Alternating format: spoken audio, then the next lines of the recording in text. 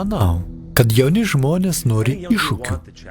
Nori būti pašaukti kažkam daugiau nei vidutinybė. Manau, kad visi jauni žmonės giliai išgyvena šią aistrą padaryti kažką reikšmingo, būti kažkuo reikšmingu. Mums reikia gerų vyrų, kurie jaučia pašaukimą išeiti į priekį ir nebijoti. Vyrai, kurie nori save atiduoti, kurie nori sekti pašaukimu, kurie bando atsakyti, kas tai per jausmas, būti atiduotu, būti įjungtu į tarnystę. Mes esame kunigai, esame kitas Kristus, Alter Christus. Kas kitas, jei ne mes patys, turime eiti į aplinką, belstis į duris ir sakyti, sek paskui mane. Išgirdau posakį, kuris perduodamas šimtmečiais. Kunigo ir vienuolinis gyvenimas yra iš aukštybių ateinantis pašaukimas. Atidėti į šalį savo paties troškimus bei norus ir klausti, viešpatie, ko nori tu? Aš viską paaukosiu ant altoriaus.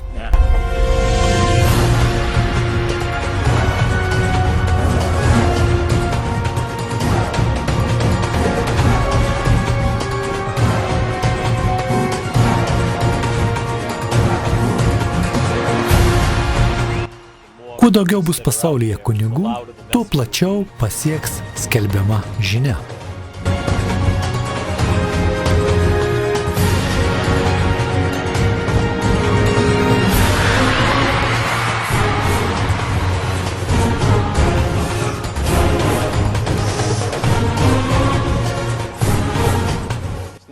Būti kunigu nėra paveldima iš prigimties.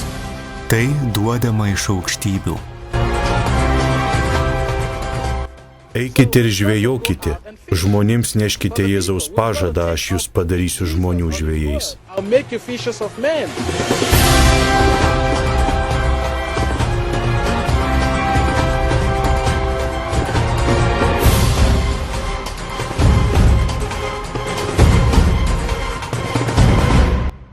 Pašaukimas būti kunigu yra priešingas mūsų dienų kultūrai.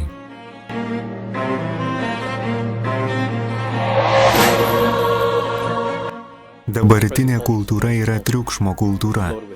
Televizijos, muzikos, garsų srautai. Mes neatsitraukiame nuo kompiuterio. Valdo išsiblaškymas. Jaunimą pagauna tai, su kuo jis susiduria mūsų kultūroje.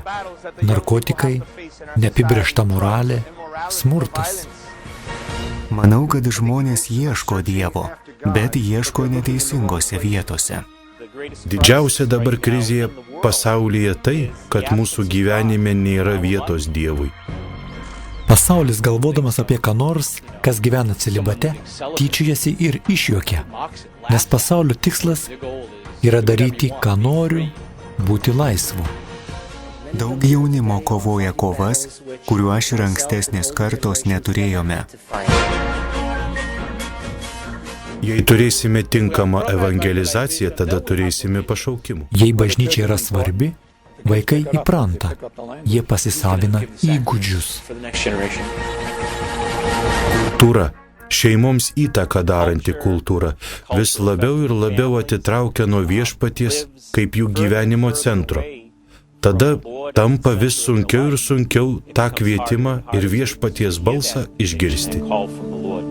Pažiūrėkime į gamtą. Kai vyksta augimas, jis vyksta tyloje. Medžiai, gėlės, net žmogaus gyvybė skleidžiasi tyloje. Labai panašiai yra su pašaukimu ir bendriste su Dievu. Tai bręsta tyloje, tokioje aplinkoje, kur žmogaus širdies ausis yra atvira išgirsti. Dievas kalba tyloje. Bažnyčia buvo labai svarbi. Su šeima buvo kasdienės mišios, kas vakarą rožinio malda, stipri katalikiška šeima. Man regis, kai buvau labai jaunas, jau norėjau būti kunigu. Apie nieką kitą nesu net galvojęs. 8 metus buvau profesionalus beisbolo žaidėjas vidurinėje mokykloje. Tai vaikinui saugumas. Vėliau 15 metų buvau profesionalus aktorius. Nei vienu atveju neišgarsėjau, bet manau pakankamai žinau skonį, kaip tai užkrečia. Kunigu buvau įšventintas 2000-aisiais. Gulėjau veidų į grindis ir suvokiau. Mano Dieve, esu toks menkas, o gaunu šitokią dovaną. Tai galimybė prisidėti prie pasikeitimo ir pastumėti pasikeitimą bet kur pasaulyje, bet kurioje pasaulio dalyje. Katalikų kunigystė yra įrankis pasikeitimui, kurio šiandien reikia pasauliui. Turiu keletą draugų, kurie ruošiasi kunigystei. Jie nuostabūs žmonės. Jie mums svarbus, nes yra mums mokytojai. Mano supratimu, jie yra kaip paprasti žmonės, su kuriais galiu pasišnekėti, kai iškyla problemų. Turėtų būti norma kiekvienam katalikui vyrui susimastyti apie pašaukimą, apie tapimą kunigu. Mums reikia kunigų, nes be kunigų neturėtume Eucharistijos.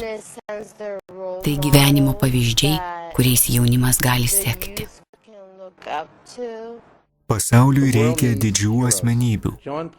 Jonas Paulius II savo gyvenimu išlieka kunigo modeliu, ugdytojų pavyzdžių, kviečiančių atsiliepti, kaip jis atsiliepė Kristaus kvietimui.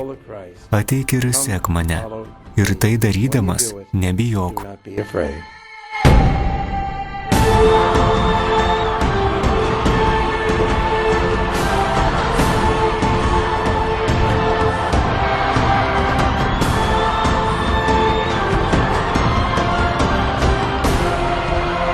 Jis buvo taip nuostabiai švytintis ne tik pasaulį, bet ir mums, seminaristams ir kunigams, nes jis mus mokė, koks turi būti kunigas.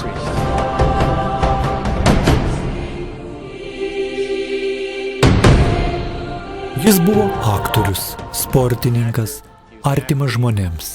Turėjo humoro jausmą, bet su visomis šiomis dovanomis jis visiškai atsidavė Dievui. Jis sudarė tokį pavyzdį, kuris daugybę patraukė į seminariją, padrąsino, sustiprino. Jis mus išmokė, kad kunigystė yra su meile buvimas tiesoje.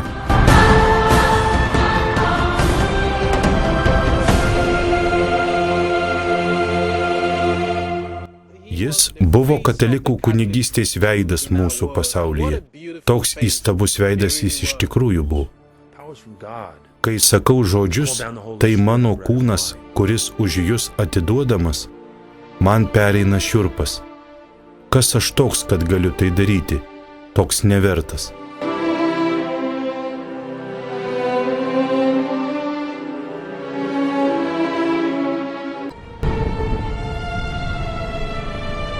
Aš visada sakau, kad nenoriu gyvenime nieko kito, tik žmonės atvesti pas Jėzų Kristų.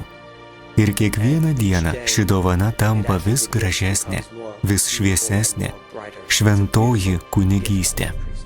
Tai prakalbina kiekvienos visuomenės širdį ir sielą, patarnauja kiekvienam žmogiškam poreikiui. Ir kur tik yra žmogiškasis poreikis, katalikų kunigystė yra prasminga. Kunigystė yra aukos gyvenimas, tarnavimo kitiems gyvenimas, nes tai mūsų viešpaties gyvenimas. Tai nėra paprasčiausia klūpėjimas visą dieną bažnyčioje ir meldimasis. Tai rankų pasiraitojimas ir darbų atlikimas dėl kitų žmonių.